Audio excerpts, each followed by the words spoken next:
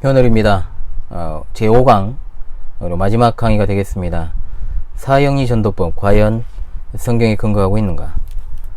지난 시간에 이제 영접 기도에 대해서 좀 논했습니다. 교계에는 정말 영접 기도뿐만 아니라 참 많은 기도문들이 정말 산재하고 있는 것 같습니다. 뭐 치유 기도문도 있고, 가게의 저주를 끊는 기도문, 명령 기도, 대적 기도. 성경 어디에 이런 기도를 하라고 하고 또 권장하고 있습니까?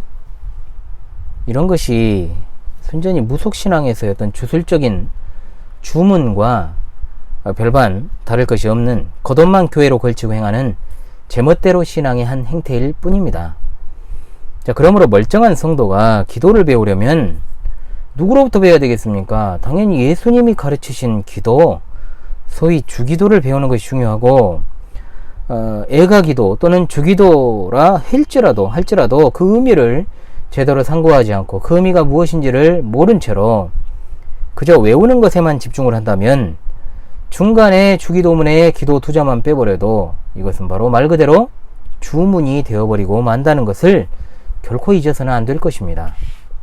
우리 기독교는 주문을 외우는 것처럼 주절거리는 종교가 아니고 살아계신 하나님의 이름을 부르고 또한 감사와 찬송과 영광을 돌리며 우리의 죄를 회개하고 지상의 삶 가운데 필요한 것들을 예수 그리스도의 이름으로 아뢰는 종교라는 것을 기억하십시다.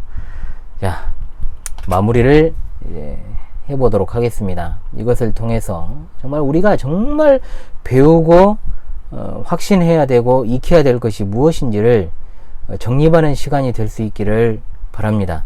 자, 기독교 신앙이라는 것이 느닷없이 생긴 게 아닙니다. 그렇지 않습니까? 확실하고 분명한 역사, 이것을 신앙의 계승이라고 그러고, 계승과 발전되어 온 기독교의 역사, 그러므로 기독교회를 역사적 기독교회다 라고 부릅니다. 그런데 사형리는 어떻습니까? 역사성이라는 것이 없습니다. 어느 날 갑자기 말 그대로 뚝딱 정말 만들어진 것이기 때문에 그렇죠. 지금 잠시 제가 연재를 중단하고 있는 정통 기독교의 역사에서도 앞으로 다루겠습니다마는 사도교회, 이른바 초대교회라고 부르는 사도교회는 정통교회로 이어졌는, 정통교회는 주로 신앙 고백을 삼위일체 하나님에 대한 신앙 고백을 원칙으로 하는 아타노시우스 신앙 노선, 그리고 니케아 신조라고 부릅니다.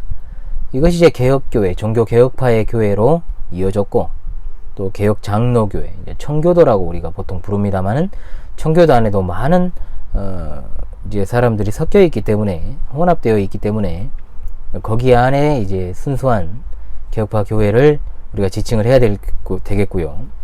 그 다음에 이제 한국의 개혁 장로교회, 개혁파 교회로 이어져 온 것입니다.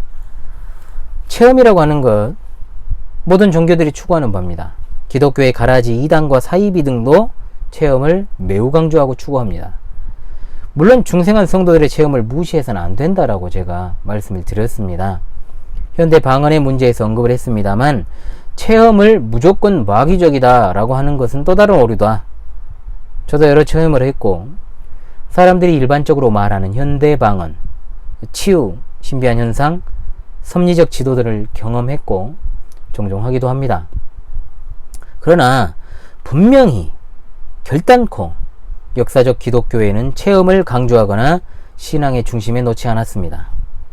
역사적인 교회가 고백해온, 기독교회가 고백해온 신앙 고백에 따라서 신앙 생활을 하지 않는 것이 바로 사이비의 첩경이고 무늬만 기독교가 될 수 있다.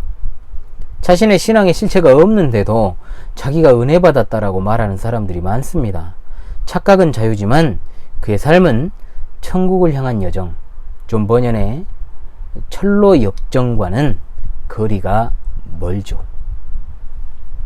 따라서 두루뭉술하고 성경적이지 못한 사형리가 아니라 우리는 기독교회가 어떤 것인지를 제대로 배우고 알고 믿어야 할 것입니다. 기독교회의 신앙은 7가지 원리로 이루어져 있습니다. 그래서 7가지가 원리니까 우리는 7영리라고 부릅시다. 이것이 기독교다 라고 할 수 있는 것, 바로 그 7영리가 무엇인가? 첫 번째입니다. 서론입니다. 이 말씀드렸죠. 기독교의 대전제가 되는 하나님의 영감된 계시, 바로 성경입니다. 이것이 가장 첫 번째 원리가 되겠고요. 두 번째 원리는 무엇일까요? 바로 신론입니다.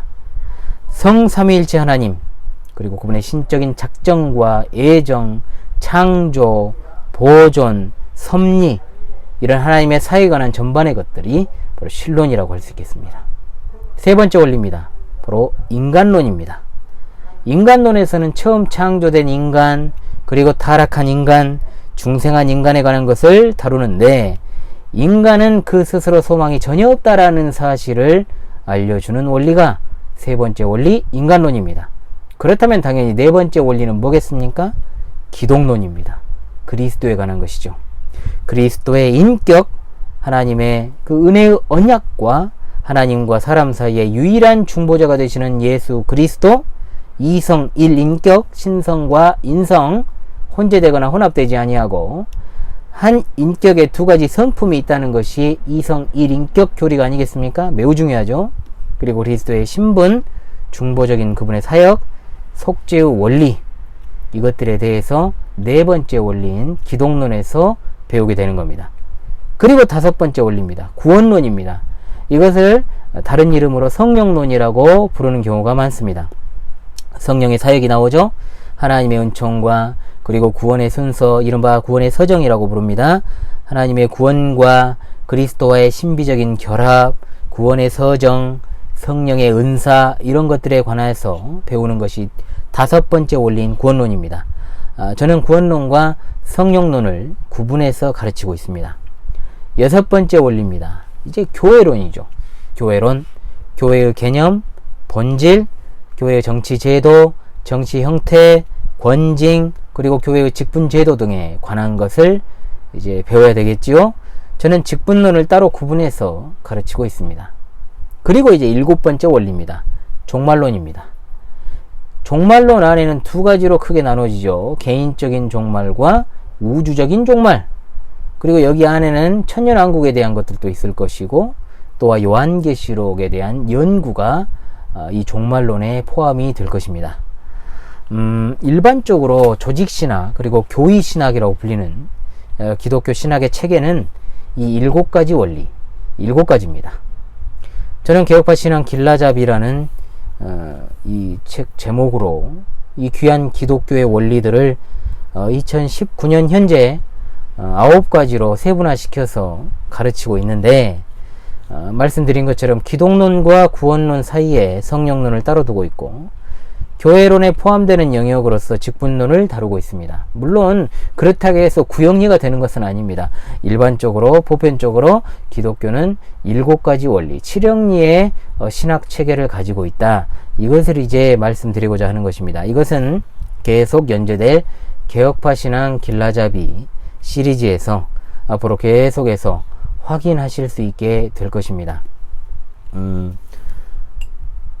이 사형리 전도법 과연 성경에 근거한 것인가를 좀 짧게 그냥 다루고 말려고 했는데, 하다 보니까 무려 5강에 걸쳐서 강의한 내용이 되어버렸네요. 아무쪼록 이것이 많은 도움이 되시고, 정말로 성경적인 원리에 의해서 영혼 구령을 위한 복음 전도가 얼마나 정말로 무서운 일인가, 함부로 해서는 절대 안 되는 것인가, 이것을 깨달아 알아서 정말로 우리가 주님의 마음을 품어 목자장이신 예수 그리스도를 따라서 그분의 마음으로 복음의 씨앗을 뿌릴 수 있는 그런 귀한 계기가 되는 강의가 될 수 있기를 바랍니다. 제가 깨끗하고 제가 사형리 자체를 갖다가 그냥 비판적인 논조로 이야기를 한 것이 아닙니다. 지금도 하나님께서는 복음 전도를 통하지 않고서도 비상한 섭리로 사람을 구원하시기도 하십니다. 그러나 일반적인 원리로는 교회를 통한 복음 전도를 통하여서 택하신 자기 백성들을 부르시는 것을 기뻐하시는 하나님이십니다. 따라서 거기에 속속되어 있는 하나님의 정말로 백성들, 주의 교회의 백성들이 얼마나 복음 전도를 심혈을 기울여서 신중하게 해야 될 것인가, 이것을 다시금 깨달아 아는 계기가 될 수 있기를 바랍니다. 정말로 간절히 바라옵기는 단 한 명에게라도 정말로 티끌만큼이라도 이 강의가 도움이 될 수 있다면 그것을 하나님께 영광이 된다라는 사실로 믿고 저는 계속해서 진행할까 합니다. 지금까지 시청해 주셔서 감사합니다. 오직 성경으로 충분한 복음 전도입니다. 할렐루야, 아멘.